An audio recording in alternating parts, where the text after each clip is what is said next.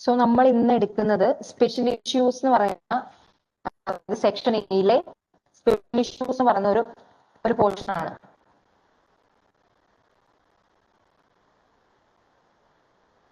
So ഇതിൽ main ആയിട്ട് നമ്മളോട് ഫോറിൻ എക്സ്ചേഞ്ച് ട്രാൻസാക്ഷൻസിനെ കുറിച്ചും അല്ലെങ്കിൽ അതിന്റെ ഫ്ലക്ച്വേഷൻസ്, അതിൽ നിന്നുണ്ടാകുന്ന ഇൻകം, ലോസ്, അങ്ങനത്തെ ഫോറിൻ എക്സ്ചേഞ്ച്, ഫോറിൻ കറൻസി ട്രാൻസാക്ഷൻസിനെ കുറിച്ചൊക്കെയാണ് ഈ ഏരിയ മെയിൻ ആയിട്ട് പറയുന്നത്. So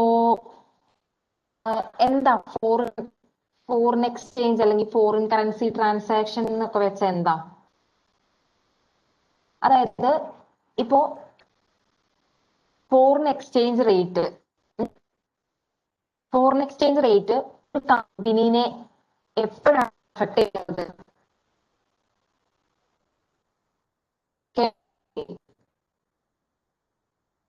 foreign exchange rate main ആയിട്ട് എപ്പോഴൊക്കെയാണ്, അല്ലെങ്കിൽ ഫോറിൻ എക്സ്ചേഞ്ച് റേറ്റ് വരുന്ന ചേഞ്ചസ് ഒക്കെ ഒരു കമ്പനീനെ എഫക്ട് ചെയ്യുന്നത് മെയിൻലി രണ്ട് തരത്തിലാണ്. ഓക്കെ, ഒന്ന് ഇപ്പൊ നമ്മള് എന്താ പറയാ, പുറത്തുള്ള ഏതെങ്കിലും കമ്പനി, അതായത് ഇന്റർനാഷണൽ കമ്പനികളായിട്ടോ അല്ലെങ്കിൽ ഫോറിൻ കമ്പനികളായിട്ടോ ട്രാൻസാക്ഷൻസ് നടത്തുമ്പോൾ, അല്ലെങ്കിൽ സെയിലോ പർച്ചേസോ അല്ലെങ്കിൽ അവിടെ ഇൻവെസ്റ്റ്മെന്റോ അല്ലെങ്കിൽ അവിടുന്ന് ബോറോയിങ്സോ അല്ലെങ്കിൽ നമ്മുടെ അസറ്റുകൾ അങ്ങോട്ട് സെല് ചെയ്യുവോ അല്ലെങ്കിൽ അവിടുന്ന് അസറ്റുകൾ വാങ്ങുവോ, അങ്ങനെ അവരുമായിട്ട് ട്രാൻസാക്ഷൻസ് നടത്തുമ്പോഴാണ് മെയിൻ ആയിട്ട് ഫോറിൻ എക്സ്ചേഞ്ച് റേറ്റ് ഒരു കമ്പനീനെ അഫക്ട് ചെയ്യുന്നത്. കേൾക്കുന്നില്ലേ?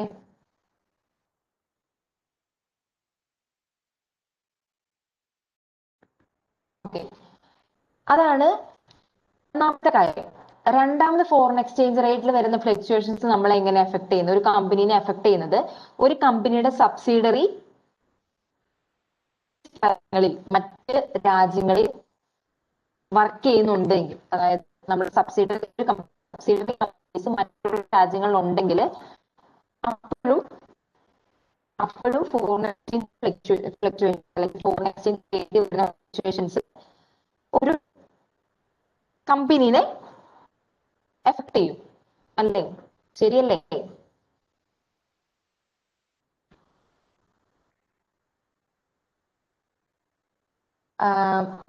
ഇനി പറയുന്നത് ഞാനൊരു എക്സാമ്പിൾ ഇത് വെച്ച് പറയാം. ഓക്കെ, അതായത് സ്പോട്ട് എക്സ്ചേഞ്ച് റേറ്റ് നിങ്ങൾ കേട്ടിട്ടുണ്ടോ? സ്പോട്ട് എക്സ്ചേഞ്ച് റേറ്റ് എന്ന് കേട്ടിട്ടുണ്ടോ? എന്താ spot exchange rate?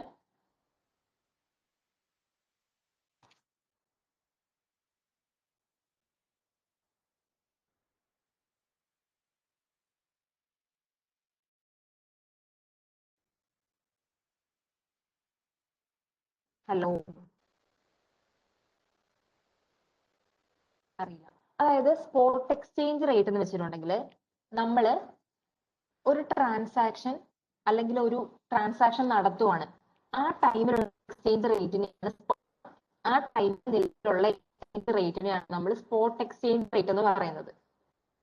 Okay, transaction നടത്തുമ്പോൾ ആ ടൈമിലുള്ള എക്സ്ചേഞ്ച് റേറ്റിനെ നമ്മൾ എക്സ്ചേഞ്ച് റേറ്റ് എന്ന് പറയും. അപ്പൊ ഞാൻ പറഞ്ഞു, ഇപ്പോ എന്താ പറയാ, നമ്മൾ ഫോറിൻ കമ്പനീസുമായിട്ട് ഒരു ട്രാൻസാക്ഷൻ ഒക്കെ നടത്തുവാന്ന് വിചാരിക്കാം. അപ്പൊ സ്വാഭാവികമായിട്ടും നമ്മൾ ഡീൽ ചെയ്യേണ്ടി വരുന്നത് ഫോറിൻ കറൻസീസുമായിട്ടായിരിക്കും, അല്ലെ? ഫോറിൻ കറൻസീസുമായിട്ടായിരിക്കും ഡീൽ ചെയ്യേണ്ടി വരിക. അപ്പം എക്സ്ചേഞ്ച് ഫ്ലക്ച്വേഷൻസ് കമ്പനീനെ അഫക്ട് ചെയ്യും. ശരിയല്ലേ?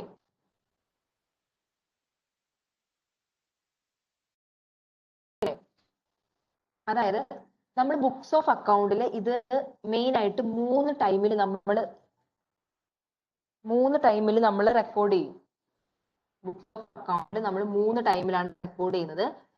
ആദ്യം ഈ ട്രാൻസാക്ഷൻ, ഇപ്പൊ നമ്മളൊരു സെയിൽ നടത്തുവാണ് അല്ലെങ്കിൽ ഒരു പർച്ചേസ് നടത്തുവാണ്. ഓക്കെ, നമ്മൾ അപ്പോൾ തന്നെ ക്യാഷ് കൊടുക്കണം എന്ന് നിർബന്ധമില്ല. ക്രെഡിറ്റ് പർച്ചേസോ ക്രെഡിറ്റ് സെയിലോ ആണെന്ന് വിചാരിക്കുക. ഒരു ട്രാൻസാക്ഷൻ നമ്മൾ ഫോറിൻ കൺട്രിയിലുള്ള കമ്പനിയായിട്ട് നടത്തുവാണ്. അപ്പൊ നമ്മൾ ട്രാൻസാക്ഷൻ നടത്തുമ്പോൾ ഇപ്പൊ സെയിലോ പർച്ചേസോ ആണെന്ന് വിചാരിക്കുക, ക്രെഡിറ്റ് സെയിലോ ക്രെഡിറ്റ് പർച്ചേസോ ഒക്കെ ആണെന്ന് വിചാരിക്കുക. സോ നമ്മൾ അപ്പോ ആ എമൗണ്ട് അല്ലെങ്കിൽ ഇപ്പൊ സെയിൽ ആണ് നടത്തുന്നതെങ്കിൽ നമുക്ക് അപ്പൊ ആ എമൗണ്ട് റിസീവ് ചെയ്യുന്നുണ്ടോ? ക്രെഡിറ്റ് സെയിൽ ആണെങ്കിൽ അപ്പോൾ ആ എമൗണ്ട് റിസീവ് ചെയ്യുന്നുണ്ടോ? ഇല്ല അല്ലെ? പിന്നീട് ഒരു ഡേറ്റത്തേക്കായിരിക്കും നമുക്ക് റിസീവ് ചെയ്യാം.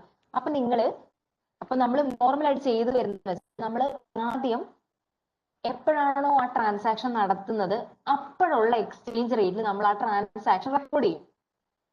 ഓക്കെ, അപ്പോഴുള്ള എക്സ്ചേഞ്ച് റേറ്റിൽ നമ്മൾ ആ ട്രാൻസാക്ഷൻ ഫസ്റ്റ് റെക്കോർഡ് ചെയ്യും. അത് കഴിഞ്ഞ് പിന്നെ കിട്ടുമ്പോൾ, അതായത് എമൗണ്ട് കിട്ടുമ്പോഴും നമ്മൾ റെക്കോർഡ് ചെയ്യും. ഇതായിരിക്കുമല്ലോ നോർമലായിട്ട് നമ്മൾ റെക്കോർഡ് ചെയ്യുന്ന ടൈം. ആ ട്രാൻസാക്ഷൻ റെക്കോർഡ് ചെയ്യുന്ന രണ്ട് ടൈം എന്ന് പറഞ്ഞാൽ ട്രാൻസാക്ഷൻ നടത്തുമ്പോഴും പിന്നെ അതിന്റെ പൈസ കിട്ടുമ്പോഴും നമ്മൾ റെക്കോർഡ് ചെയ്യും.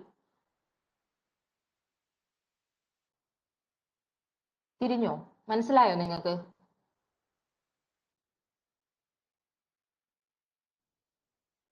അതായത് നമ്മൾ ഫോറിൻ കമ്പനി ആയിട്ടും ആയിക്കോട്ടെ, നമ്മളൊരു ക്രെഡിറ്റ് സെയിൽ അല്ലെങ്കിൽ ക്രെഡിറ്റ് പർച്ചേസ് നടത്തുമ്പോൾ നമ്മൾ ആ ക്രെഡിറ്റ് പർച്ചേസ് നടത്തുമ്പോൾ പർച്ചേസ് അക്കൗണ്ട്സ് റിസീവബിൾ എന്ന് പറഞ്ഞ് നമ്മൾ അക്കൗണ്ട്സ് റിസീവബിൾ സെയിൽ നമ്മൾ റെക്കോർഡ് ചെയ്യും ആ ട്രാൻസാക്ഷൻ നടക്കുന്ന സമയത്ത്.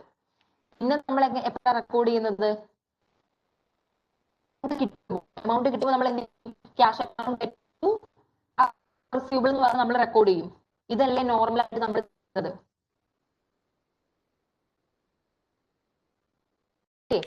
ഇവിടെ പറയുന്നത് എന്താന്ന് വെച്ചിട്ടുണ്ടെങ്കിൽ നമ്മളൊരു ഫോറിൻ കൺട്രി ആയിട്ടാണ് അല്ലെങ്കിൽ ഒരു ഫോറിൻ കറൻസി ആയിട്ട് ഫോറിൻ കൺട്രി ആയിട്ടാണ് നമ്മൾ ട്രാൻസാക്ഷൻസ് നടത്തുമ്പോൾ നമ്മൾ മെയിൻ ആയിട്ട് നമ്മൾ മൂന്ന് തവണ ട്രാൻസാക്ഷൻസ് എക്സ്ചേഞ്ച് റേറ്റ്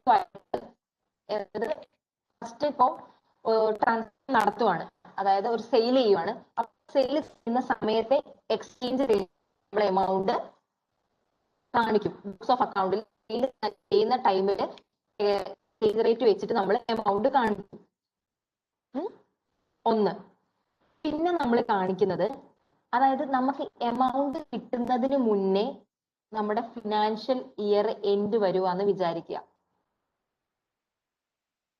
ഓക്കെ, അതായത് എമൗണ്ട് റിസീവ് ചെയ്യുന്നതിന് മുന്നേ ഫിനാൻഷ്യൽ ഇയർ എൻഡ് ആണെങ്കിൽ ടൈമിൽ നമ്മൾ ആ ടൈമിൽ എക്സ്ചേഞ്ച് റേറ്റ് വെച്ച്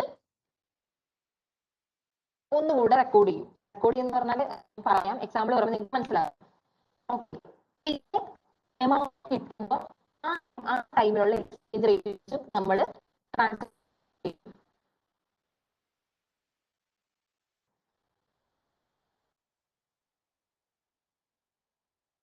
അതായത് നമ്മൾ ഫോറിൻ കൺട്രി ആയിട്ടൊക്കെ നമ്മൾ ഫോറിൻ കറൻസിയിൽ നമ്മൾ ട്രാൻസാക്ഷൻസ് നടത്തുമ്പോൾ നമ്മൾ മെയിൻ ആയിട്ട് ഇപ്പം ക്രെഡിറ്റ് സെയിലോ ക്രെഡിറ്റ് പർച്ചേസോ ഒക്കെയാണ് നമ്മൾ 3 തവണ ട്രാൻസാക്ഷൻ റെക്കോർഡ് ചെയ്യും. അതായത് ആദ്യത്തെ തവണ, അതായത് ട്രാൻസാക്ഷൻ നടക്കുമ്പോൾ, അതായത് സെയിലോ പർച്ചേസോ നടക്കുന്ന ടൈമിൽ നമ്മൾ റെക്കോർഡ് ചെയ്യും ആ ടൈമിൽ എക്സ്ചേഞ്ച് റേറ്റ് വെച്ച്. പിന്നെ നമുക്ക് എമൗണ്ട് റിസീവ് ചെയ്യുന്നതിന് മുന്നേ ഒരു ഫിനാൻഷ്യൽ ഇയർ എൻഡ് വന്നിട്ടുണ്ടെങ്കിൽ ആ ടൈമിൽ നമ്മൾ ആ ഫിനാൻഷ്യൽ ഇയർ എൻഡിൽ എത്രയാണോ എക്സ്ചേഞ്ച് റേറ്റ് ആ എമൗണ്ട് വെച്ചൊന്ന് റെക്കോർഡ് ചെയ്യും. പിന്നെ കറക്റ്റ് എമൗണ്ട്, അതായത് ക്യാഷ് അല്ല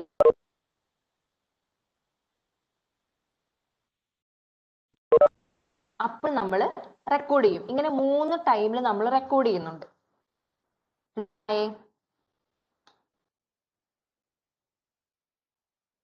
ഇത്രയും ക്ലിയർ ആയേ? സോ ഇത് ക്ലിയർ ആയല്ലോ. ഇനി നിങ്ങളോട് എനിക്ക് പറയാനുള്ളത്, നിങ്ങൾ ഡിനോമിനേഷൻ അല്ലെങ്കിൽ ഡിനോമിനേറ്റ് ചെയ്യുക, ഒരു ട്രാൻസാക്ഷൻ ഡിനോമിനേറ്റ് ചെയ്യുക, അങ്ങനെ കേട്ടിട്ടുണ്ടോ? ഡിനോമിനേറ്റ് ചെയ്യാന്ന് വെച്ചാൽ എന്താണ്? എന്താ മീൻ ചെയ്യുന്നത്?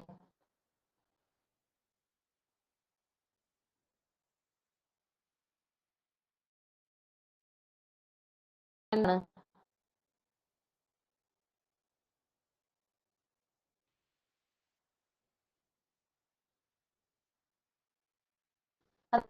ഡിനോമിനേറ്റ് നിങ്ങൾക്ക് അറിയോ? ഡിനോമിനേറ്റ് ചെയ്യാന്ന് വെച്ചാൽ എന്താന്ന് അറിയോ? അറിയില്ല. അതായത് ഡിനോമിനേറ്റ് ചെയ്യാന്ന് വെച്ചിട്ടുണ്ടെങ്കിൽ ഏത് കറൻസിയിലാണോ ആ പെർട്ടിക്കുലർ ട്രാൻസാക്ഷൻ നടത്തുന്നത്. ഇപ്പൊ ഫോർ എക്സാമ്പിൾ നമ്മൾ ഇന്ത്യയും യു എസും, അതായത് ഇന്ത്യയിൽ നിന്ന് നമ്മൾ യു എസുമായിട്ടൊരു സെയിൽ നടത്തുവാണ്. ഓക്കെ, ഒരു 10,000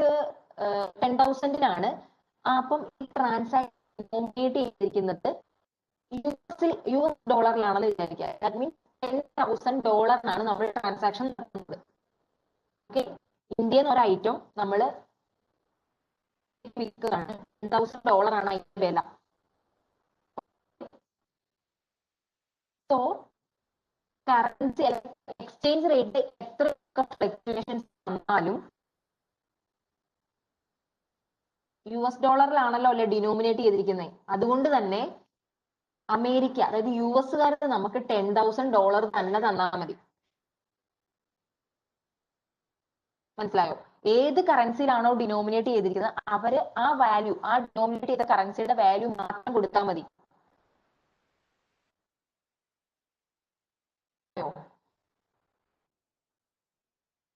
ഓക്കെ, എക്സ്ചേഞ്ച് റേറ്റിനനുസരിച്ച് നമുക്ക് കിട്ടുന്ന വാല്യൂ മാറിക്കൊണ്ടിരിക്കും.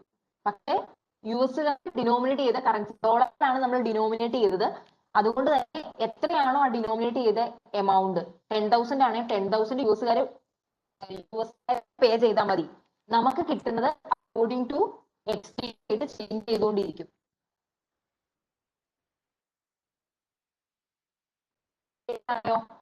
ഡിനോമിനേറ്റ് ചെയ്യാന്ന് പറഞ്ഞാൽ എന്താന്ന് ക്ലിയർ ആയോ? അതായത് ഞാൻ കറക്റ്റ് ആയിട്ട് പറയുകയാണെങ്കിൽ ഞാനൊരു എക്സാമ്പിൾ നിങ്ങൾക്ക് പറഞ്ഞു തരാം, അപ്പൊ മനസ്സിലാവും. ഇവിടുത്തെ ഒരു എക്സാമ്പിൾ നിങ്ങൾ നോക്കിക്കോ. A US company makes a sale to UK company and the sale is denominated in British pounds. അതായത് ബ്രിട്ടീഷ് പൗണ്ട്സിലാണ് സെയില് ഡിനോമിനേറ്റ് ചെയ്തിരിക്കുന്നത്. ഓക്കെ, അതായത് US കമ്പനി UK കമ്പനി ഒരു സാധനം വിറ്റു, പക്ഷെ സെയിൽ UK പൗണ്ട്സിലാണ്, സോറി ബ്രിട്ടീഷ് പൗണ്ട്സിലാണ്. സോ ഓരോ ടൈമിൽ എത്ര ഡിഫറൻസ് വന്നാലും UK പേ ചെയ്യേണ്ടത് 10,000 മാത്രമായിരിക്കും. അതായത് ആ എമൗണ്ട് ഫിക്സ്ഡ് ആണ്. ഡിനോമിനേറ്റ് ചെയ്തിരിക്കുന്ന എമൗണ്ട് ഏത് കറൻസിയിലാണ് ഡിനോമിനേറ്റ് ചെയ്തിരിക്കുന്നത് ആ എമൗണ്ട് ഫിക്സ്ഡ് ആയിരിക്കും.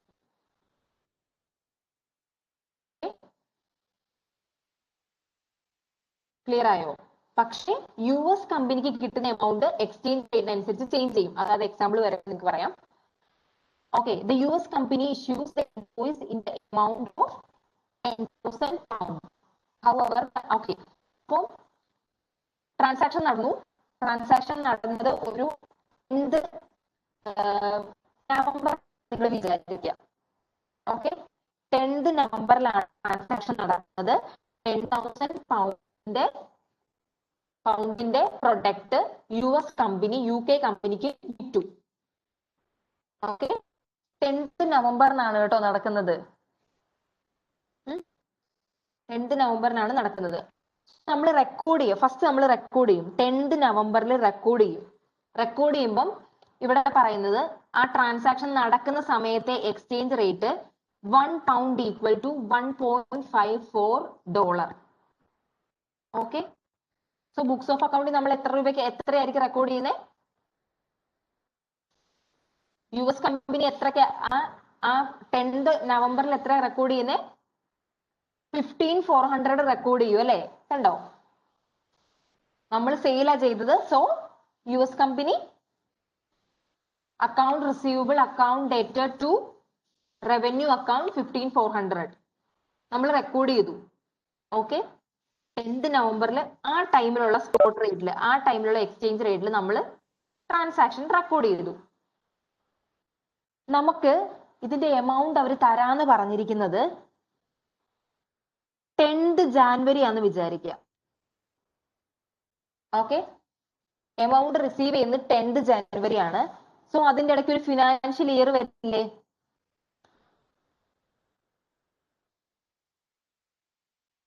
അതിന്റെ ഇടയ്ക്ക് ഒരു ഫിനാൻഷ്യൽ ഇയർ വരുന്നുണ്ട്. സോ 31st ഡിസംബറിലെ എക്സ്ചേഞ്ച് റേറ്റ് 1 ഈക്വൽ ടു 1.56 ആണ്. ഓക്കെ, നമ്മൾ ട്രാൻസാക്ഷൻ സെയിൽ നടത്തിയപ്പോ 15,400 ആയിരുന്നു, ഇപ്പൊ അത് 15,600 ആയി മാറി ഈ ടൈമില്. സോ വാല്യൂ 200 ആയിട്ട് ഇൻക്രീസ് ചെയ്തു അല്ലേ?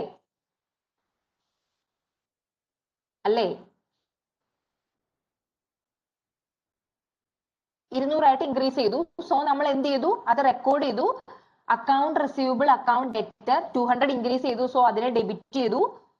ക്രെഡിറ്റ് ചെയ്ത് ഇതിന് ഗെയിനിനെ, അതായത് നമുക്ക് ഈ എമൗണ്ട് ആക്ച്വൽ ആയിട്ട് കിട്ടിയിട്ടുണ്ടോ? ആക്ച്വൽ ആയിട്ട് ഈ എമൗണ്ട് കിട്ടിയിട്ടുണ്ടോ? നമ്മൾ റിയലൈസ് ചെയ്തിട്ടില്ല ഈ എമൗണ്ട്. സോ നമ്മൾ അതിനെ അൺറിയലൈസ്ഡ് ഗെയിൻ എന്ന് പറഞ്ഞ് റെക്കോർഡ് ചെയ്തു 200. ഇത്രയും ക്ലിയർ ആയോ?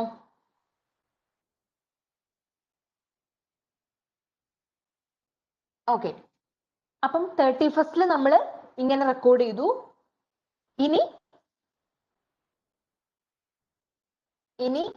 ഇനി എപ്പോഴാ റെക്കോർഡ് ചെയ്യണ്ടേ? എമൗണ്ട് കിട്ടുമ്പോ, on the date payment is received. നമ്മൾ പറഞ്ഞ 10th ജാനുവരിയിലായിരുന്നു റിസീവ് ചെയ്യുന്നത്. സോ 10th ജാനുവരിയിൽ എക്സ്ചേഞ്ച് റേറ്റ് എന്ന് പറഞ്ഞിട്ടുണ്ടെങ്കിൽ 1 ഈക്വൽ ടു 1.52 ആണ്. ഓക്കെ.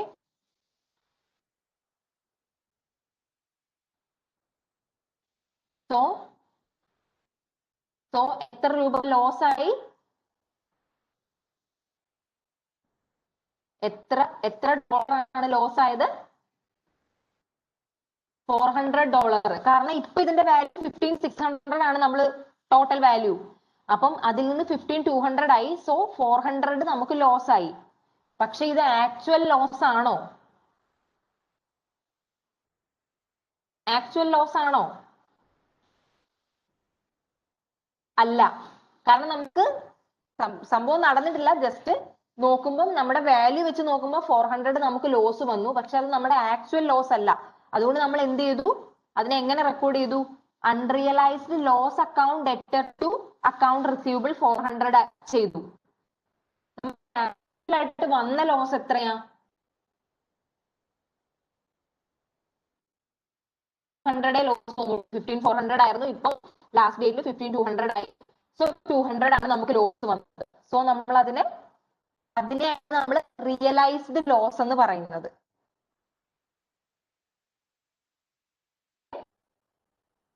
ായോ? നമ്മൾ എങ്ങനെ എൻട്രി പാസ് ചെയ്തു? ടോട്ടല് അൺറിയലൈസ്ഡ് ലോസ് 400 ഉണ്ട്. അതിൽ 200 ആണ് നമുക്ക് വന്ന ആക്ച്വൽ റിയലൈസ്ഡ് ലോസ്. ഈ 200 അൺറിയലൈസ്ഡ് ലോസ് ആണ്. ഓക്കെ. നമുക്ക് കിട്ടിയ 15,200 ആയി റെക്കോർഡ് ചെയ്തു. ഇത് രണ്ടാക്കി എഴുതിയിരിക്കുന്നു, ഇത് ഒറ്റയടിക്ക് എഴുതിയിരിക്കുന്നു എന്നേ ഉള്ളൂ. എനിക്ക് തോന്നുന്നു ചിലപ്പോൾ കുറച്ചും കൂടി ഇതായിരിക്കും രണ്ടാമത്തെ ആയിരിക്കും മനസ്സിലാകാൻ എളുപ്പം. അതായത് നമുക്ക് 15,200 കിട്ടി. ടോട്ടല് 200 നമുക്ക് ലോസ് വന്നു. ഓക്കെ. 200 നമുക്ക് ലോസ് വന്നു. ആദ്യം ഗെയിൻ വന്നിരുന്നു 200. ഓക്കെ. അക്കൗണ്ട് റിസീവബിൾ ആയിട്ട് നമുക്ക് കിട്ടിയത് 15,200 ആണ്. ലോസ് 400. ഈ എൻട്രി കണ്ടിട്ട് രണ്ടാക്കി എഴുതിയാലും കുഴപ്പമില്ല അല്ലെ? എൻട്രി പഠിക്കൊന്നും വേണ്ട. ഞാൻ ഈ സംഭവം മനസ്സിലാകാൻ ഇത് എഴുതാനൊന്നും വരില്ല കേട്ടോ. ജസ്റ്റ് ഈ സാധനം മനസ്സിലാകാൻ വേണ്ടി എൻട്രി വഴി കാണിച്ചു തന്നേ ഉള്ളൂ. ക്ലിയർ ആയോ എന്താ സംഭവിച്ചതെന്ന്?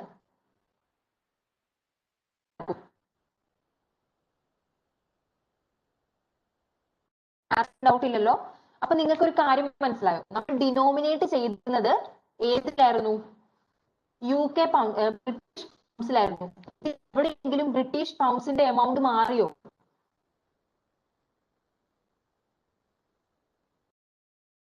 ബ്രിട്ടീഷ് പൗണ്ട്സിന്റെ എമൗണ്ട് മാറിയില്ല. നമുക്ക് കിട്ടുന്ന ഡോളർ വാല്യൂലാണ് ചേഞ്ച് ചെയ്തത്.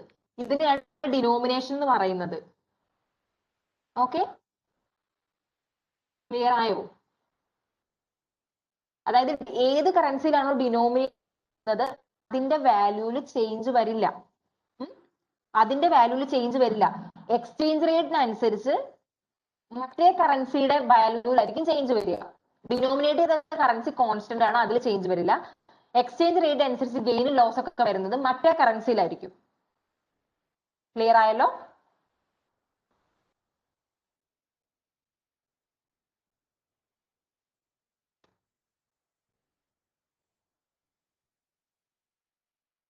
എല്ലാവർക്കും ക്ലിയർ ആയല്ലോ അല്ലെ? സോ പോകുന്നത് പറഞ്ഞു മെയിൻ ആയിട്ട് നമുക്ക് രണ്ട് കേസാണ് വരുന്നത്. ഒന്ന് ഫോറിൻ എക്സ്ചേഞ്ച് ട്രാൻസാക്ഷൻ, അത് നിങ്ങൾക്ക് മനസ്സിലായി കാണും. ഇതാണ് ഫോറിൻ എക്സ്ചേഞ്ച് ട്രാൻസാക്ഷൻ. സെല്ലിങ്ങും ബൈയിങ്ങും ഒക്കെ വരുമ്പോൾ കറൻസിയിൽ വരുന്ന ചേഞ്ചസ്, കറൻസി ട്രാൻസാക്ഷൻസിൽ വരുന്ന ഗെയിന് ലോസ്, ഇതാണ് ഒന്ന്. ഇനി രണ്ടാമത്തെ കേസ് നമ്മൾ എന്തായിരുന്നു പറഞ്ഞേ? അതായത് ഒരു കമ്പനിക്ക് പുറത്തുള്ള ഫോറിൻ കൺട്രീസിൽ സബ്സിഡറീസ് ഉള്ള കേസ് അല്ലെ? ഫോറിൻ കൺട്രിയിൽ സബ്സിഡറീസ് ഉണ്ട്. നമ്മൾ എവിടെയാണ് അക്കൗണ്ട്സ് കൺസോളിഡേറ്റ് ചെയ്യുന്നത്? കൺസോളിഡേറ്റ് ചെയ്യാന്ന് വെച്ചാൽ എന്താ? എവിടെയാണ് നമ്മൾ കൺസോളിഡേറ്റ് ചെയ്യുക? കൺസോളിഡേഷൻ എന്ന് വെച്ചാൽ എന്താ? കൺസോളിഡേഷൻ എന്ന് വെച്ചാൽ എന്താ?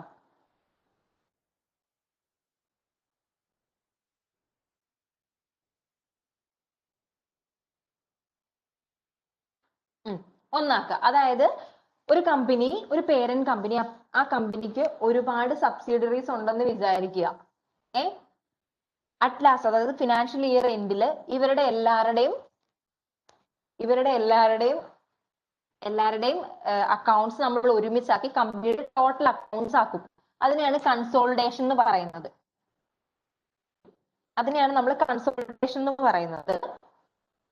ഓക്കെ, നമ്മൾ കൺസോളിഡേറ്റ് ചെയ്യുമ്പോൾ മെയിൻ ആയിട്ട് രണ്ട് കാര്യമാണ് ചെയ്യാനുള്ളത്. ഓക്കെ, കൺസോളിഡേറ്റ് ചെയ്യുമ്പോൾ നിങ്ങൾ എവിടെയെങ്കിലും നോട്ട് ചെയ്യുന്നുണ്ടോ ഞാൻ പറയുന്ന കാര്യങ്ങൾ?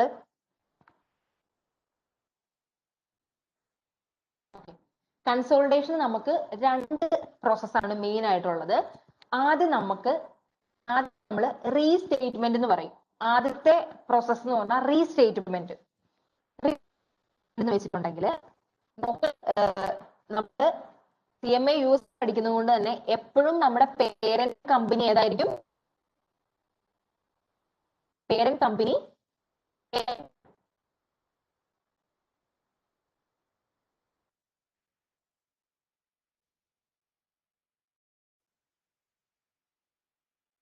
നമ്മുടെ പേരന്റ് കമ്പനി US ആണ്. US-ലാണ് നമ്മുടെ പേരന്റ് കമ്പനി എന്നുള്ള ഡോളേഴ്സിലല്ലേ നമ്മളെല്ലാം പഠിക്കുന്നത്. പേരന്റ് കമ്പനി എപ്പോഴും US ആണെന്ന് നിങ്ങൾ വിചാരിക്കുക. ഓക്കെ, സബ്സിഡിയറീസ് വേറെ വേറെ സ്ഥലങ്ങളിൽ. ഓക്കെ, US ഫോളോ ചെയ്യുന്ന അക്കൗണ്ടിങ് സ്റ്റാൻഡേർഡ് ഏതാണ്?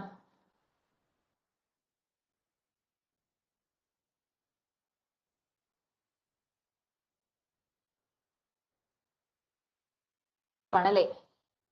US ഗ്യാപ്പ് ആണ് നമ്മൾ ഫോളോ ചെയ്യുന്നത്.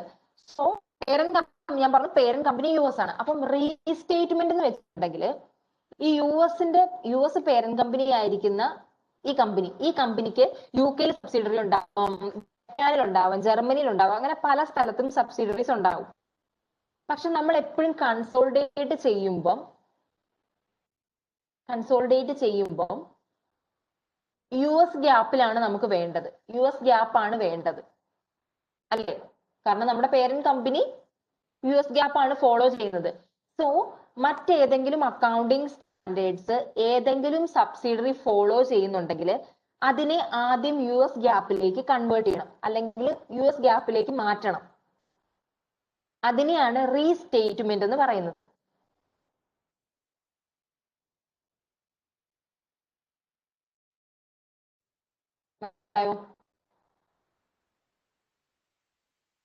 റീസ്റ്റേറ്റ്മെന്റ് എന്ന് പറഞ്ഞിട്ടുണ്ടെങ്കിൽ നമ്മുടെ US ഗ്യാപ്പ് അല്ലാതെ വേറെ ഏതെങ്കിലും അക്കൗണ്ടിങ് സ്റ്റാൻഡേർഡുകൾ ഏതെങ്കിലും subsidiary company, for example IFRS, UK ഒക്കെ IFRS ഫോളോ ചെയ്യുന്ന കുറെ കൺട്രീസ് ഉണ്ട്. സോ IFRS ആണ് ഫോളോ ചെയ്യുന്നതെങ്കിൽ അതിനെ അവരുടെ സ്റ്റേറ്റ്മെന്റ്സിനെ മൊത്തം US ഗ്യാപ്പ് പ്രകാരം ആദ്യം ചേഞ്ച് ചെയ്യണം. ഓക്കെ, ക്ലിയർ ആയോ? അതിനെയാണ് റീസ്റ്റേറ്റ്മെന്റ് എന്ന് പറയുന്നത്. സോ കൺസോളിഡേറ്റ് ചെയ്യുമ്പോഴത്തെ ആദ്യത്തെ പ്രോസസ് എന്ന് പറഞ്ഞാൽ റീസ്റ്റേറ്റ്മെന്റ് ആണ്. US ഗ്യാപ്പ് അല്ലാത്ത, US ഗ്യാപ്പ് എന്ന് പറയുന്ന അക്കൗണ്ടിങ് സ്റ്റാൻഡേർഡ് അല്ലാതെ മറ്റേതെങ്കിലും അക്കൗണ്ടിങ് സ്റ്റാൻഡേർഡ് ഏതെങ്കിലും കമ്പനീസ്, ഏതെങ്കിലും സബ്സിഡറീസ് ഫോളോ ഉണ്ടെങ്കിൽ അതിനെയൊക്കെ US ഗ്യാപ്പിലേക്ക് മാറ്റുക. അതാണ് ഫസ്റ്റ് സ്റ്റെപ്പ്. ഇനി രണ്ടാമത്തെ സ്റ്റെപ്പ് എന്ന് പറഞ്ഞിട്ടുണ്ടെങ്കിൽ നിങ്ങൾക്കറിയാം പല കൺട്രീസിൽ പല പല കറൻസീസ് ആയിരിക്കും അല്ലെ? അതായത് സബ്സിഡറി കൺട്രീസിൽ പല പല കറൻസി, UK-യിലാണെങ്കിൽ പൗണ്ട്സ് ആയിരിക്കും.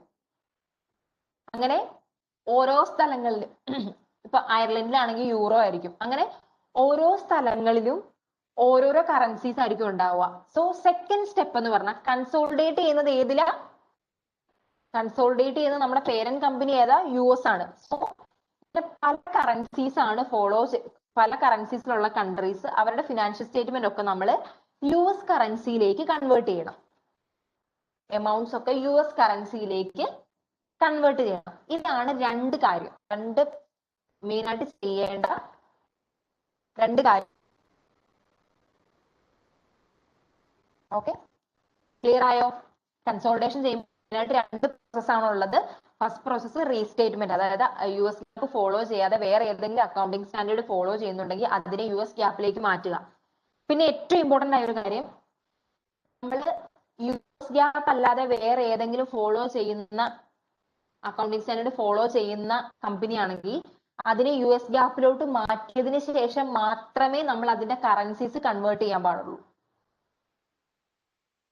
ഓക്കെ, ക്ലിയർ ആയോ? രണ്ട് സ്റ്റെപ്പ് ക്ലിയർ ആയോ? ഓക്കെ, ഇനി കറൻസി കൺവേർട്ട് ചെയ്യുമ്പോൾ ഉള്ള കുറച്ച് ടൈം കേട്ടിട്ടുണ്ടോ? കറൻസി ഓഫ് റെക്കോർഡ് എന്ന് കേട്ടിട്ടുണ്ടോ? Currency of record.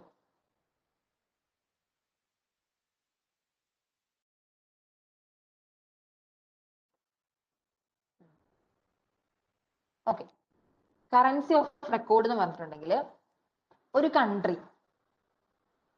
ഓക്കെ, ഇപ്പം US കമ്പനിയാണ്, പക്ഷെ ഇപ്പോ UK-യിലാണ് അതിന്റെ സബ്സിഡറി, US കമ്പനിയുടെ സബ്സിഡറി UK-യിലാണ്. സോ അത് ഉള്ള സ്ഥലം ഏതാ? UK ആണല്ലേ, അത് വർക്ക് ചെയ്യുന്ന സ്ഥലം എന്ന് പറയുന്നത് UK ആണ്. സോ ഏത് കറൻസിയിലാണോ ഒരു കമ്പനിയുടെ ബുക്സ് ഓഫ് അക്കൗണ്ട്സ് കീപ്പ് ചെയ്യുന്നത്, ആ കറൻസിയാണ് നമ്മൾ കറൻസി ഓഫ് റെക്കോർഡ് എന്ന് പറയുന്നത്. അതായത് ഏത് കറൻസിയിലാണോ അവരുടെ ബുക്സ് ഓഫ് അക്കൗണ്ട്, ഇപ്പം മോസ്റ്റ് പ്രോബബ്ലി UK-യിലുള്ള ഒരു കമ്പനി അവരുടെ അക്കൗണ്ട്സ് ഫോളോ ചെയ്യുന്നത് ബ്രിട്ടീഷ് പൗണ്ട്സിലായിരിക്കും, അല്ലെ? ആയിരിക്കും. അതുകൊണ്ട് തന്നെ നമുക്ക് കറൻസി ഓഫ് റെക്കോർഡിനെ ലോക്കൽ കറൻസി എന്നും പറയാം. ഡൗട്ട് ഉണ്ടോ? ക്ലിയർ ആയോ? കറൻസി ഓഫ് റെക്കോർഡ് എന്താന്ന് ക്ലിയർ ആയോ?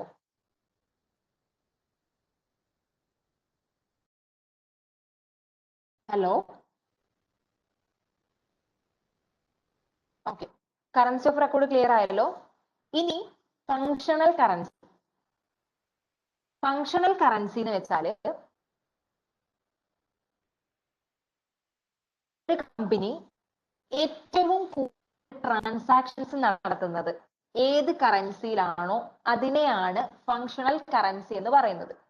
അതായത് ഇപ്പോ ഒരു കമ്പനി, അതായത് UK-യിലുള്ള കമ്പനി, അതായത് US ആണ്, പക്ഷെ UK-യിലുള്ള സബ്സിഡറി കമ്പനി UK-യിലാണ് നിൽക്കുന്നത്. അപ്പൊ അവര് ഏറ്റവും കൂടുതൽ ട്രാൻസാക്ഷൻസ് നടത്തുന്നത് ജർമ്മനിയാണ്. അതായത് ജർമ്മനിയിൽ നിന്നാണ് അവര് അസറ്റ് പർച്ചേസ് ചെയ്യുന്നത്, റോ മെറ്റീരിയൽസ് പർച്ചേസ് ചെയ്യുന്നത്, അങ്ങനെ അല്ലെങ്കിൽ അവരുടെ ഫിനാൻസ് ബോറോ ചെയ്യുന്നത്, ആവശ്യമുള്ള ഫിനാൻസ് മേടിക്കുന്നത് ഒക്കെ ജർമ്മനി ആണെന്ന് വിചാരിക്കുക. അപ്പൊ അവർ ഏറ്റവും കൂടുതൽ ട്രാൻസാക്ഷൻ നടത്തുന്ന കറൻസി ഏതാ? ജർമ്മനി ആയിട്ടാണല്ലോ. അപ്പൊ ജർമ്മനിയുടെ കറൻസി ആയിട്ടായിരിക്കും ഏറ്റവും കൂടുതൽ ട്രാൻസാക്ഷൻസ് നടത്തുക, ശരിയല്ലേ? ഇതിനാണ് ഫങ്ഷണൽ കറൻസി എന്ന് പറയുന്നത്. കറൻസി ഓഫ് റെക്കോർഡ് എന്ന് പറഞ്ഞാൽ ബുക്സ് ഓഫ് അക്കൗണ്ട്. ഒരു കമ്പനി ഏതിനാണോ ഏത് കറൻസി ഉപയോഗിച്ചാണ് ബുക്സ് ഓഫ് അക്കൗണ്ട് കീപ്പ് ചെയ്യുന്നത് അതിനെ കറൻസി ഓഫ് റെക്കോർഡ് എന്ന് പറയുന്നു. ഫങ്ഷണൽ കറൻസി എന്ന് വെച്ചാൽ ഏറ്റവും കൂടുതൽ ട്രാൻസാക്ഷൻ നടത്തുന്ന കറൻസി, അല്ലെങ്കിൽ അതിന്റെ പ്രൈമറി ഇക്കണോമിക് എൻവയോൺമെന്റ് വരുന്ന കറൻസി ഏതാണോ അതിനെയാണ് ഫങ്ഷണൽ കറൻസി എന്ന് പറയുന്നത്. ഓക്കെ,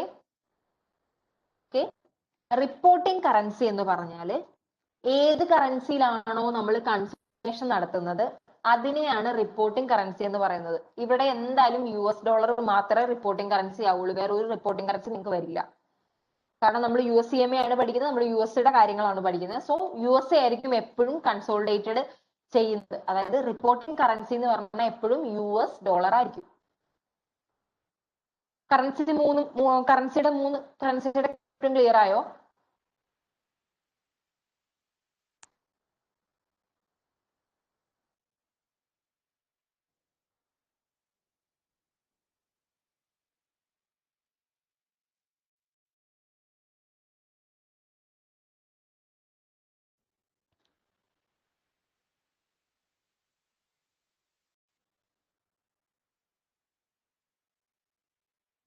ഓക്കെ, ഇനി നമ്മൾ പറയാൻ പോകുന്നത്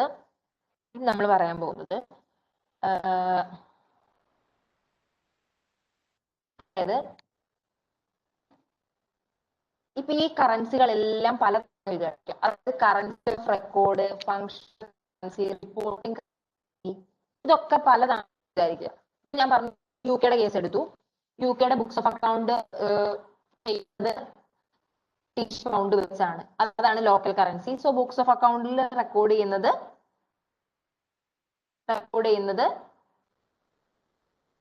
UK പൗണ്ട്സ് ആണ്, അല്ലെങ്കിൽ ബ്രിട്ടീഷ് പൗണ്ട്സ് ആണ്. അവരുടെ ഫങ്ഷണൽ കറൻസി എന്ന് പറയുന്നത് ജർമ്മനി ആയിട്ടാണ്. അതുകൊണ്ട് ജർമ്മന്റെ കറൻസി ആയിരിക്കും അവരുടെ ഫങ്ഷണൽ കറൻസി. റിപ്പോർട്ടിംഗ് കറൻസി എന്ന് പറയുന്നത് US ഡോളർ ആയിരിക്കും. മനസ്സിലായോ?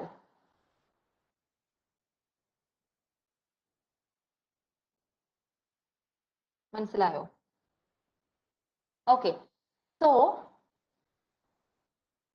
നമ്മള് ഇനി കൺസോൾട്ടേഷൻ ചെയ്യുന്നതിനുള്ള കാര്യങ്ങളാണ് പറയുന്നത്. ഇനി അങ്ങനെ മൂന്നാണ് എങ്കിൽ നമ്മൾ ആദ്യം കറൻസി ഓഫ് റെക്കോർഡിനെ ഫങ്ഷണൽ കറൻസി ആക്കി മാറ്റണം. ഓക്കെ, കറൻസി ഓഫ് റെക്കോർഡിനെ ഫങ്ഷണൽ കറൻസിയിലോട്ട് ആദ്യം കൺവേർട്ട് ചെയ്യണം. അതിന് പറയുന്ന പേരാണ് റീമെഷർമെന്റ് എന്ന്. ഓക്കെ, കറൻസി ഓഫ് റെക്കോർഡിനെ ഫങ്ഷണൽ കറൻസിയിലേക്ക് മാറ്റുന്നതിനെ, കൺവേർട്ട് ചെയ്യുന്നതിനെ പറയുന്ന പേരാണ് റീമെഷർമെന്റ്. ക്ലിയർ ആയോ? ഇനി ഫങ്ഷൻ ജസ്റ്റ് ചെറിയതായിട്ട് നിങ്ങളുടേതായ ലെക്ചർ നോട്ട് എഴുതുന്നുണ്ടോ നിങ്ങള്? അത് എഴുതി വെക്കട്ടോ, യൂസ്ഫുൾ ആയിരിക്കും. അതുകൊണ്ടാണ്. ദെൻ ഈ ഫങ്ഷണൽ കറൻസിനെ റിപ്പോർട്ടിംഗ് കറൻസി ആക്കി മാറ്റുന്ന പ്രോസസ്, അതിനെ കൺവേർട്ട് ചെയ്യുന്നതിനെയാണ് നമ്മൾ ട്രാൻസ്ലേഷൻ എന്ന് പറയുന്നത്. ഓക്കെ,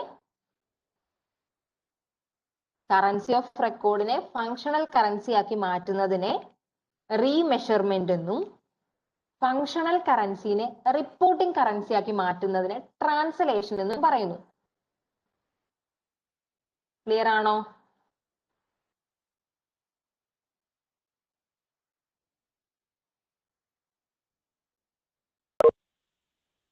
ഓക്കെ, അപ്പോ ഇനി കറൻസി ഓഫ് റെക്കോർഡും ഫങ്ഷണൽ കറൻസിയും ഒരേ കറൻസിയാണ്. അതായത് UK company books of accounts follow ചെയ്യുന്നത് UK പൗണ്ട്സ് വെച്ചാണ്. അതുപോലെ അവർ ഏറ്റവും കൂടുതൽ ട്രാൻസാക്ഷൻസ് നടത്തുന്നതും UK തന്നെയാണ് എങ്കിൽ ആ കമ്പനിയുടെ കറൻസി ഓഫ് റെക്കോർഡും ഫങ്ഷണൽ കറൻസിയും സെയിം ആയിരിക്കില്ലേ? സെയിം ആയിരിക്കില്ലേ? ഇത്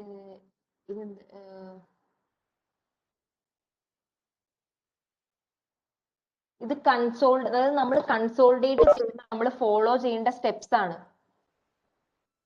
അൾട്ടിമേറ്റ് ആയിട്ട് നമ്മൾ നമ്മുടെ US ഇതിനെ മാറ്റണം. പക്ഷെ നമ്മൾ ഇങ്ങനെ സ്റ്റെപ്സ് ഫോളോ ചെയ്ത് വേണം മാറ്റാൻ.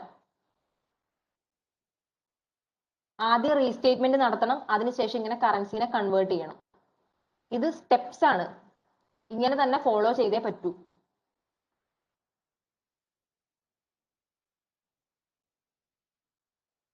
നമ്മള് ഇപ്പൊ എന്താ പറയാ, ഒരു കമ്പനിയിലാണെങ്കിൽ ഒരു കമ്മ്യൂണിക്കേഷൻ ഫ്ലോ ചെയ്യുന്നതിന് ഇപ്പം ഓരോ ലെവൽ അനുസരിച്ചുണ്ടാവും അല്ലെ? അതൊരു സ്റ്റെപ്പാണ്, അത് തന്നെ നമ്മൾ ഫോളോ ചെയ്യണം. ഇതാണ് സ്റ്റെപ്സ്. ഈ സ്റ്റെപ്പുകൾ ആദ്യം നമ്മൾ റീസ്റ്റേറ്റ്മെന്റ് നടത്തണം, അതിനുശേഷം നമ്മൾ ഈ കറൻസി കൺവേർട്ട് ചെയ്യണം, എന്നിട്ടാണ് നമ്മൾ കൺസോൾഡേറ്റ് ചെയ്യേണ്ടത്. അതിനുള്ള സ്റ്റെപ്പുകളാണിത്. ക്ലിയർ ആയോ? ഓക്കെ. സോ ഇപ്പൊ നമ്മുടെ കറൻസി ഓഫ് റെക്കോർഡും ഫങ്ഷണൽ കറൻസിയും സെയിം ആണെങ്കിൽ റീമെഷർമെന്റിന്റെ ആവശ്യമുണ്ടോ? റീമെഷർമെന്റിന്റെ ആവശ്യമില്ല. ഇനി ഫങ്ഷണൽ കറൻസിയും റിപ്പോർട്ടിംഗ് കറൻസിയും സെയിം ആണെങ്കിൽ ട്രാൻസ്ലേഷന്റെ ആവശ്യമുണ്ടോ? ട്രാൻസ്ലേഷന്റെ ആവശ്യമില്ല. സോ ഈ കൺവേർഷൻ പ്രോസസ്സ് മെയിൻ ആയിട്ട് 1 സ്റ്റെപ്പ് പ്രോസസ്സും ഉണ്ട്, 2 സ്റ്റെപ്പ് പ്രോസസ്സും ഉണ്ട്. ഓക്കെ, അതായത് 1 സ്റ്റെപ്പ് പ്രോസസ്സും ഉണ്ട്, 2 സ്റ്റെപ്പ് പ്രോസസ്സും ഉണ്ട്. അതായത് 1 സ്റ്റെപ്പ് പ്രോസസ് എന്ന് പറയുമ്പോൾ ഫങ്ഷണൽ കറൻസിയും കറൻസി ഓഫ് റെക്കോർഡും സെയിം ആണെങ്കിൽ റീമെഷർമെന്റിന്റെ ആവശ്യമില്ല. പിന്നെ ആകെ ആവശ്യമുള്ള ഒരു കാര്യമേ ഉള്ളൂ, ഫങ്ഷണൽ കറൻസിനെ റിപ്പോർട്ടിംഗ് കറൻസി ആക്കി മാറ്റുന്നത്. അല്ലേ? അത് 1 സ്റ്റെപ്പ് ആണ്. അതുപോലെ തന്നെ നിങ്ങളൊന്ന് ആലോചിച്ച് നോക്കിയേ,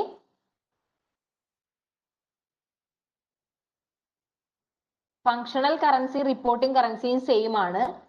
കറൻസി ഓഫ് റെക്കോർഡ് മാത്രമാണ് വ്യത്യാസമെങ്കിൽ കറൻസി ഓഫ് റെക്കോർഡിനെ ഫങ്ഷണൽ കറൻസി ആക്കിയാൽ മതി. ആ ഒറ്റ സ്റ്റെപ്പ് എവിടെ വരുള്ളൂ. അതായത് റീമെഷർമെന്റ് എന്ന് പറഞ്ഞ സ്റ്റെപ്പ് മാത്രമേ വരുള്ളൂ, ട്രാൻസ്ലേഷന്റെ സ്റ്റെപ്പ് വരില്ല. ഇതിനെയാണ് 1 സ്റ്റെപ്പ് എന്ന് പറയുന്നത്, 1 സ്റ്റെപ്പ് പ്രോസസ് എന്ന് പറയുന്നത്. ക്ലിയർ ആയോ?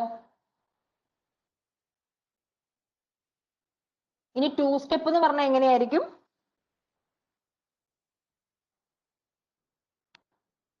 2 സ്റ്റെപ്പ് എന്ന് പറഞ്ഞിട്ടുണ്ടെങ്കിൽ 3 കറൻസിയിലോട്ട് മാറ്റണം. അതായത് കറൻസി ഓഫ് റെക്കോർഡിനെ ഫങ്ഷണൽ കറൻസി ആക്കണം, ഫങ്ഷണൽ കറൻസിനെ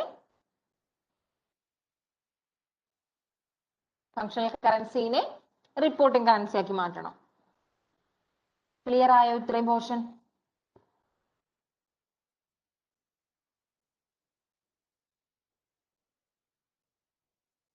ഓക്കെ. സോ ഇനി പറയുന്നത് നമ്മുടെ ഒരു കമ്പനി അവരുടെ ഫങ്ഷണൽ കറൻസി സെലക്ട് ചെയ്യുമ്പോൾ കുറച്ച് ഫാക്ടേഴ്സ് ഒക്കെ കൺസിഡർ ചെയ്യും. അത് എന്തൊക്കെയാണെന്നാണ് പറയുന്നത്. ഫങ്ഷണൽ കറൻസി എന്ന് വെച്ചാൽ എന്താ? ഏറ്റവും കൂടുതൽ ട്രാൻസാക്ഷൻ നടത്തുന്നത്, ഒരു കമ്പനി ഏറ്റവും കൂടുതൽ ട്രാൻസാക്ഷൻ, അതായത് സെയില്, പർച്ചേസ് അല്ലെങ്കിൽ അങ്ങനത്തെ കാര്യങ്ങൾ നടത്തുന്നത്, അതിന് നമ്മൾ എന്താ അല്ലെങ്കിൽ പ്രൈമറി എക്കണോമിക് എൻവയോൺമെന്റിലുള്ള ആ ഒരു വേർഡ് എപ്പോഴും യൂസ് ചെയ്യാറുണ്ട്. പ്രൈമറി എക്കണോമിക് എൻവയോൺമെന്റിലുള്ള ആ കറൻസിനെയാണ് നമ്മൾ ഫങ്ഷണൽ കറൻസി എന്ന് പറയുന്നത്. Okay okay.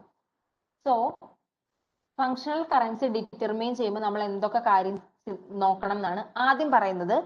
Cash flow indicators.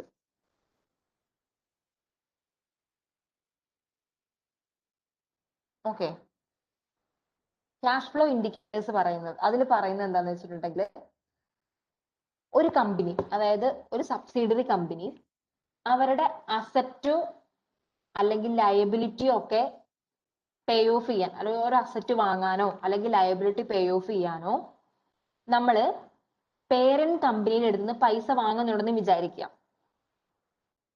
Okay, അതായത് പേരന്റ് കമ്പനിയായിട്ട് ഡയറക്ട്ലി നമ്മുടെ പേരന്റ് കമ്പനിയിൽ നിന്നാണ് നമ്മൾ ഇതിനുള്ള ക്യാഷ് ഒക്കെ മേടിക്കുന്നത്. ക്യാഷ് ഫ്ലോ എന്ന് പറഞ്ഞാൽ നമ്മുടെ ക്യാഷ് ഫ്ലോ എന്ന് പറയുന്നത് പേരന്റ് കമ്പനിയെ ഡിപ്പെൻഡ് ചെയ്തതാണെന്ന് വിചാരിക്കുക. ഡിപ്പെൻഡ് ചെയ്തതാണെങ്കിൽ നമ്മുടെ ഫങ്ഷണൽ കറൻസി പേരന്റ് കറൻസി ആവാൻ ചാൻസ് കൂടുതൽ. അതായത് ഒരു കമ്പനി അതിന്റെ അസറ്റ് പർച്ചേസ് ചെയ്യാനോ ലയബിലിറ്റീസ് പേ ഓഫ് ചെയ്യാനോ ഒക്കെ ഉള്ള ക്യാഷ് ഫ്ലോസ് പേരന്റ് അല്ല ഒരു ക്യാഷ് പേരന്റ് കമ്പനിയുടെ നിന്ന് വാങ്ങുവാണ്, അല്ലെങ്കിൽ പേരന്റ് കമ്പനിയായിട്ട് ഇത് ഡയറക്ട്ലി പേരന്റ് കമ്പനിയായിട്ട് അഫക്ട് ചെയ്യുന്നതാണെങ്കിൽ, അല്ലെങ്കിൽ ഡയറക്ട്ലി ഒരു കോണ്ടാക്ട് ഉള്ളതാണ് എങ്കിൽ ഫങ്ഷണൽ കറൻസി പേരന്റ് കമ്പനിയുടെ കറൻസി ആവുന്നതാണ് നല്ലത്. ക്യാഷ് ഫ്ലോ ഇൻഡിക്കേറ്റർ മനസ്സിലായോ? ഇനി അല്ല, ഇത് തമ്മിൽ ഒരു ബന്ധമില്ല, അതായത് നമ്മൾ നമ്മുടെ എമൗണ്ട് ഉപയോഗിച്ച് തന്നെ, നമ്മുടെ കമ്പനി ജനറേറ്റ് ചെയ്യുന്ന എമൗണ്ട് ഉപയോഗിച്ച് തന്നെയാണ് ഇതൊക്കെ ചെയ്യുന്നതെങ്കിൽ ലോക്കൽ കറൻസി ആവാം, അല്ലെങ്കിൽ ഏറ്റവും കൂടുതൽ ട്രാൻസാക്ഷൻ നടത്തുന്ന കറൻസി ആവാം ഫങ്ഷണൽ കറൻസി. അതിനെയാണ് ക്യാഷ് ഫ്ലോ ഇൻഡിക്കേറ്റേഴ്സ് എന്ന് പറയുന്നത്. ക്ലിയർ ആയോ? ഓക്കെ. ഇനി sales price indicators. Sales price indicators എന്ന് പറഞ്ഞിട്ടുണ്ടെങ്കിൽ ഇപ്പം ഒരു കമ്പനി, ഇപ്പൊ യു കെയിലുള്ള കമ്പനി ജർമ്മനിയിൽ നിന്നും പിന്നെ അയർലൻഡിൽ നിന്നും ഒക്കെ ഒരേപോലെ തന്നെ ട്രാൻസാക്ഷൻസ് നടത്തുന്നുണ്ട്. ഒരേപോലെ തന്നെ. അപ്പൊ മൾട്ടിപ്പിൾ കൺട്രി വന്നല്ലോ. ഒരേപോലെ തന്നെ ഇവരോടൊക്കെ ട്രാൻസാക്ഷൻസ് നടത്തുന്നുണ്ട്. അങ്ങനെ മൾട്ടിപ്പിൾ കറൻസി നമ്മളെ എഫക്ട് ചെയ്യുന്നുവെങ്കിൽ ഏറ്റവും നല്ലത് ഫങ്ഷണൽ കറൻസി ആയിട്ട് പേരന്റ് കറൻസി വെക്കുന്നതാണ്. അതായത് ഒരു single currency parent currency functional ആയിട്ട് അങ്ങ് വെക്കുന്നതാണ് ഏറ്റവും നല്ലത്. ക്ലിയർ ആയോ? അതായത് മൾട്ടിപ്പിൾ കറൻസിയുടെ എഫക്ട് നമ്മുടെ കമ്പനിക്ക് വരുന്നുണ്ടെങ്കിൽ ഏറ്റവും നല്ലത് പേരന്റ് കമ്പനിയുടെ കറൻസിനെ, അതായത് സിംഗിൾ കറൻസി US ഡോളറിനെ അങ്ങ് ഫങ്ഷണൽ കറൻസി ആക്കുന്നതാണ് ഏറ്റവും നല്ലത്. ഓക്കെ, ക്ലിയർ ആയല്ലോ? ഇനി sales market indicators. Sales market indicators വെച്ചിട്ടുണ്ടെങ്കിൽ ഓക്കെ, നമ്മൾ നേരത്തെ പറഞ്ഞായിരുന്നല്ലോ, ഇപ്പം സെയില് ഡിനോമിനേറ്റ് ചെയ്തിരിക്കുന്നത്, അതായത് സെയില് ഡിനോമിനേറ്റ് ചെയ്തിരിക്കുന്നത് നമ്മുടെ ലോക്കൽ കറൻസിയിലാണെന്ന് വിചാരിക്കുക. ലോക്കൽ കറൻസിയിലാണ് ഒരു സെയിൽ ഡിനോമിനേറ്റ് ചെയ്തിരിക്കുന്നതെങ്കിൽ നമ്മുടെ ലോക്കൽ കറൻസി ആയിരിക്കും ഫങ്ഷണൽ കറൻസി. ഇത് റൂളാണ് കേട്ടോ. ഇതൊക്കെ റൂൾസ് ആണ്, മനസ്സിലായോ? ഡിറ്റർമൈൻ ചെയ്യുമ്പോൾ നമ്മൾ മനസ്സിലാക്കേണ്ട റൂൾസ് ആണ്. ഇപ്പൊ നമ്മുടെ സെയില് ഡിനോമിനേറ്റ് ചെയ്തിരിക്കുന്നത് ലോക്കൽ കറൻസിയിലാണെങ്കിൽ, നമ്മുടെ സെയിൽസ് ഒക്കെ ഡിനോമിനേറ്റ് ചെയ്തിരിക്കുന്ന ലോക്കൽ കറൻസിയിലാണെങ്കിൽ ആ ലോക്കൽ കറൻസി ആയിരിക്കും ഫങ്ഷണൽ കറൻസി. നോട്ട് ചെയ്ത് വെക്കുക കേട്ടോ.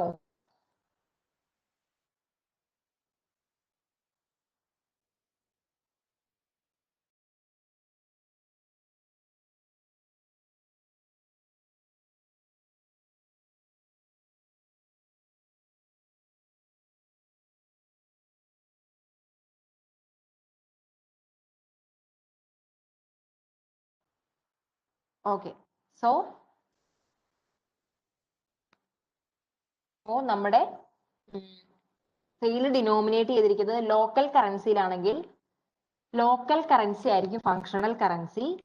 അല്ല, സെയിൽ ഡിനോമിനേറ്റ് ചെയ്തിരിക്കുന്നത് പേരന്റ് കറൻസിയിലാണ് എങ്കിൽ, പേരന്റ് കമ്പനിയുടെ കറൻസിയിലാണ് സെയിൽ ഡിനോമിനേറ്റ് ചെയ്തിരിക്കുന്നതെങ്കിൽ പേരന്റ് കറൻസി ആയിരിക്കും ഫങ്ഷണൽ കറൻസി.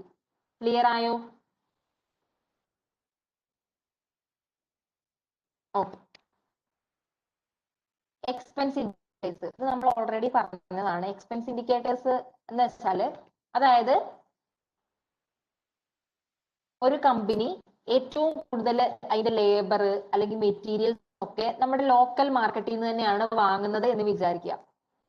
ദാറ്റ് മീൻസ് ഏറ്റവും കൂടുതൽ ട്രാൻസാക്ഷൻ ലോക്കൽ ആയിട്ടാണല്ലോ നടത്തുന്നത്. സോ ലോക്കൽ കറൻസി തന്നെ ആയിരിക്കും ഫങ്ഷണൽ കറൻസി. ഓക്കെ, ഇനി ഈ ലേബറും മെറ്റീരിയലും ഒക്കെ നമ്മൾ നമ്മുടെ പേരന്റ് കമ്പനിയിൽ നിന്നാണ് ഒപ്റ്റെയിൻ ചെയ്യുന്നതെങ്കിൽ അല്ലെങ്കിൽ അക്വയർ ചെയ്യുന്നതെങ്കിൽ ഏതായിരിക്കും നമ്മുടെ ഫങ്ഷണൽ കറൻസി?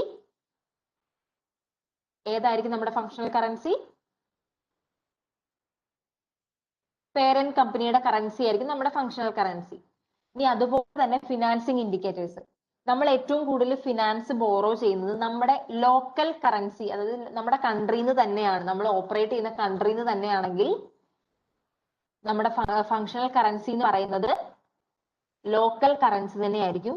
ഇനി നമ്മൾ ഫിനാൻസ് ഒപ്റ്റെയിൻ ചെയ്യുന്നത് പേരന്റ് കമ്പനിയിൽ നിന്നാണ് എങ്കിൽ പേരന്റ് കമ്പനി ആയിരിക്കും നമ്മുടെ ഫങ്ഷണൽ കറൻസി.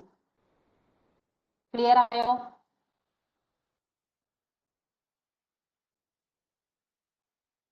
ഇനി intra entity indicators. Intra entity indicators എന്ന് പറഞ്ഞാൽ ഞാൻ ഓൾറെഡി പറഞ്ഞ കാര്യം തന്നെയാണ്. അതായത് നമ്മൾ പേരന്റ് കമ്പനിയും നമ്മുടെ കമ്പനിയുമായിട്ട് അധികം എന്താ പറയാ, അധികം ഇന്റർ റിലേഷൻഷിപ്പ് ഇല്ല. അതായത് നമ്മൾ നമ്മുടെ കമ്പനിയുടെ ഓപ്പറേഷൻസ് തന്നെയാണ് ചെയ്യുന്നത് എങ്കിൽ നമ്മുടെ കറൻസി ഏതാണോ അതായിരിക്കും നമ്മുടെ ഫങ്ഷണൽ കറൻസി. അതായത് കമ്പനി ഓപ്പറേറ്റ് ചെയ്യുന്നത് എവിടെയാണോ അതായിരിക്കും അവരുടെ ഫങ്ഷണൽ കറൻസി. അല്ല, എല്ലാം പേരന്റ് കമ്പനിയെ ഡിപ്പെൻഡ് ചെയ്താണ് ഇരിക്കുന്നത്, ഇന്റർ റിലേറ്റഡ് ആണ് എങ്കിൽ പേരന്റ് കമ്പനിയുടെ കറൻസി ആയിരിക്കും പേരന്റ് കമ്പനിയുടെ കറൻസി ആയിരിക്കും ഫങ്ഷണൽ കറൻസി. ഓക്കെ, ഇനി ഇൻഫ്ലേഷന്റെ കാര്യം പറയുവാണ് കേട്ടോ.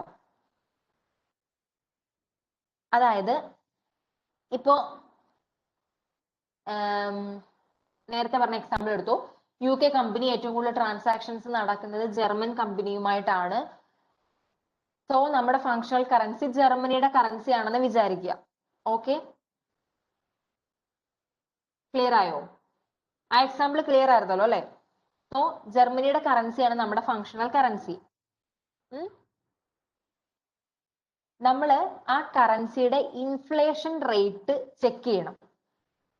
അതായത് ഏതെങ്കിലും ഒരു കറൻസി നമ്മൾ ഫങ്ഷണൽ കറൻസി ആയിട്ട് വെച്ചിരിക്കുന്ന കറൻസി, അല്ലെങ്കിൽ നമ്മൾ ഫങ്ഷണൽ കറൻസി ആക്കാനിരിക്കുന്ന കറൻസി, അതിന്റെ ഇൻഫ്ലേഷൻ റേറ്റ്, അതായത് 3 വർഷത്തെ ഇൻഫ്ലേഷൻ റേറ്റിന്റെ ക്യുമുലേറ്റീവ് എടുക്കുക, ക്യുമുലേറ്റ് ചെയ്യുക 3 വർഷത്തെ ഇൻഫ്ലേഷൻ റേറ്റ് എന്ന് വെച്ചാൽ 3 കൊല്ലത്തെ ഇൻഫ്ലേഷൻ റേറ്റിന്റെ ടോട്ടൽ എടുക്കുമ്പോൾ അത് 100-നേക്കാൾ കൂടുതലാണ് എങ്കിൽ, ഓക്കെ, ഒരു കറൻസിയുടെ 3 കൊല്ലത്തെ ഇൻഫ്ലേഷൻ റേറ്റ് ടോട്ടൽ ചെയ്യുമ്പോൾ 100-നേക്കാൾ കൂടുതലാണെങ്കിൽ അതിനെ ഹൈലി ഇൻഫ്ലേഷണറി എന്നാണ് പറയുന്നത്. ഓക്കെ, അങ്ങനെ ഹൈലി ഇൻഫ്ലേഷണറി ആയിട്ടുള്ള ഒരു കറൻസിനെ നമ്മൾ ഒരിക്കലും ഫങ്ഷണൽ കറൻസി ആയിട്ട് വെക്കില്ല.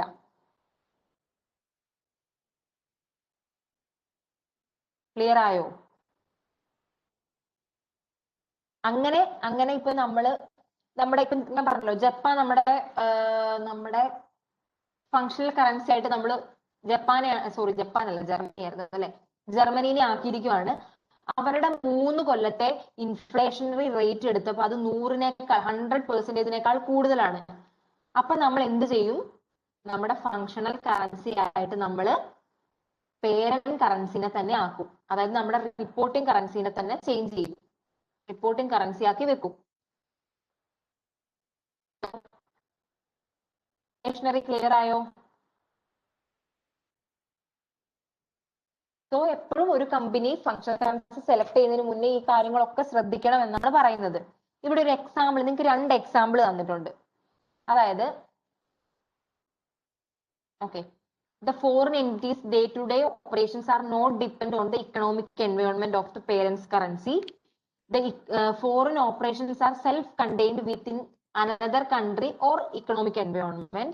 The foreign entity primarily receives payments and make payments in a currency from the parent's currency. The cash flow it generates may be reinvested or they may be converted into the parent currency and distributed to the parent. In this example, the foreign currency in which the entity generates and expends cash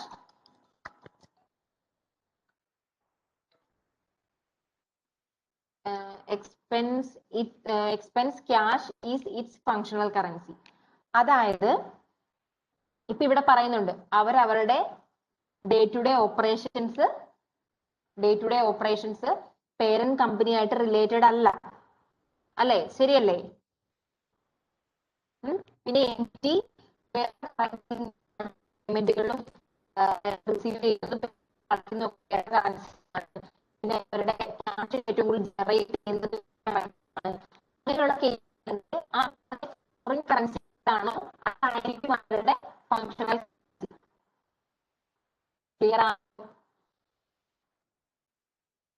ഇവിടെ ഏത് currency ആണെന്ന് അവർ പറയുന്നില്ല, just നിങ്ങൾക്ക് മനസ്സിലാകാൻ വേണ്ടി പറയാം. അതായത് day to day ഓപ്പറേഷൻസിൽ പേരന്റ് കമ്പനീനെ അഫക്ട് ചെയ്യുന്നില്ല. അതായത് അവർ ഇൻഡിപെൻഡന്റ് ആയിട്ടാണ്, അവർക്ക് ഏറ്റവും കൂടുതൽ പേയ്മെന്റ്സും റിസീവബിൾസ് ഒക്കെ ഉള്ളത് വേറൊരു കറൻസിയിലാണ്. പിന്നെ അവര് ക്യാഷ് ഫ്ലോ ജനറേറ്റ് ചെയ്യുന്ന വേറൊരു കറൻസിയിലാണ്. അങ്ങനെയുണ്ടെങ്കിൽ ആ വേറെ ഒരു കറൻസി ഏതാണോ ആ കറൻസി ആയിരിക്കും അവരുടെ ഫങ്ഷണൽ കറൻസി. ക്ലിയർ ആയോ?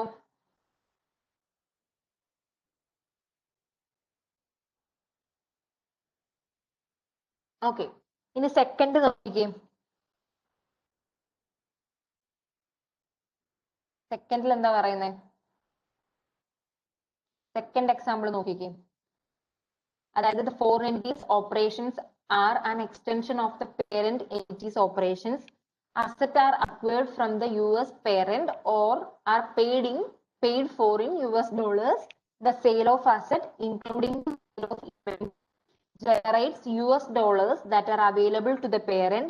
Financing is provided either by parent or by other US dollar sources. The day-to-day operations are depend on the economic environment of the parent currency, and the changes in foreign entities, assets and liability impact the cash flows of the parent company in the parent currency. So, in this example, US dollar is the functional currency. അതായത് രണ്ടാമത്തെ example എന്താ പറയുന്നത്, ആ കമ്പനിക്ക് parent കമ്പനിയുമായിട്ട് ഒരുപാട് related ആണ്, അവിടെ നിന്നാണ് അസറ്റ് അക്വയർ ചെയ്യുന്നത്, അല്ലെങ്കിൽ അസറ്റ് മേടിച്ചിട്ടുള്ള അതിന്റെ അസറ്റിന്റെ പേയ്മെന്റ് കൊടുക്കുന്നത് പേരന്റ് കമ്പനിയാണ്. അപ്പം അങ്ങനെയൊക്കെയുള്ള കേസുകളിൽ ഏതായിരിക്കും നമ്മുടെ ഫങ്ഷണൽ കറൻസി? ഏതായിരിക്കും നമ്മുടെ ഫങ്ഷണൽ കറൻസി? US ഡോളേഴ്സ് അല്ലെങ്കിൽ നമ്മുടെ റിപ്പോർട്ടിംഗ് കറൻസി രണ്ടും സെയിം ആയിരിക്കും കേട്ടോ. താഴെ അത് തന്നെയാണ് സെയിം കാര്യം ഞാൻ പറയുന്നത്, ഇവിടെ പറയുന്നുണ്ട്. If the foreign entities currency of record is the US dollar. Okay, അതായത് ഒരു കമ്പനിയുടെ കറൻസി ഓഫ് റെക്കോർഡ് തന്നെ US ഡോളർ ആണെങ്കിൽ പിന്നെ റീസ്റ്റേറ്റ്മെന്റോ അല്ലെങ്കിൽ ട്രാൻസ്ലേഷന്റെയോ ആവശ്യമുണ്ടോ? റീമെഷർമെന്റിന്റെയോ അല്ലെങ്കിൽ ട്രാൻസ്ലേഷന്റെയോ ഒന്നും ആവശ്യമില്ല.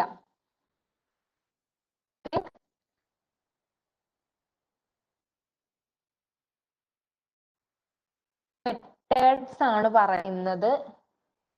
ഈ മെത്തേഡ്സ് ഇപ്പൊ 8:49 ആയി, 52 മിനിറ്റ്സ് ആയി ഓൾറെഡി. ഇന്ന് 1 hour ക്ലാസ് എടുക്കാം കേട്ടോ. ഇപ്പൊ 8 മിനിറ്റ്സും കൂടെ ഉള്ളൂ, അതിനുള്ളിൽ ആ പോർഷൻ പറഞ്ഞു തീർക്കാൻ പറ്റില്ല. ഇന്ന് പറഞ്ഞതില് ആർക്കെങ്കിലും എന്തെങ്കിലും ഡൗട്ട് ഉണ്ടോ? ഇന്ന് പറഞ്ഞതിൽ ആർക്കെങ്കിലും എന്തെങ്കിലും ഡൗട്ട് ഉണ്ടോ? കംപ്ലീറ്റ് ക്ലിയർ ആണോ?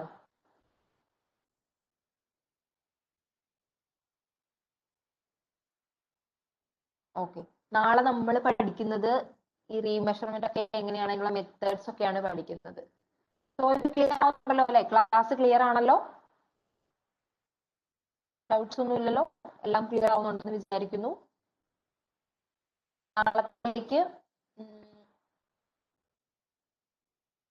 ഇത് ജസ്റ്റ് ഒന്ന് വായിച്ചിട്ട് വാ കേട്ടോ. ഞാൻ പുതിയ അത് തുടങ്ങാത്ത എന്താന്ന് വെച്ചാൽ ചിലപ്പോ അത് ഇനിയിപ്പം ഇത്രയും മിനിറ്റേ ആകെയുള്ളൂ, അതിനുള്ളിൽ അത് 7 മിനിറ്റോ മറ്റോ ഉള്ളൂ, അതിനുള്ളിൽ അത് തീരില്ല. അതുകൊണ്ടാണ് ഞാൻ ആ പോർഷൻ എടുക്കാത്തത്.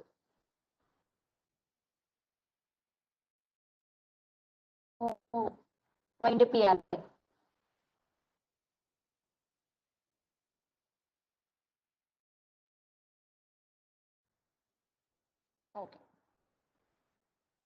ഓക്കെ, സോ വൈൻഡ് അപ്പ് ചെയ്തു. Okay, thank you, good night.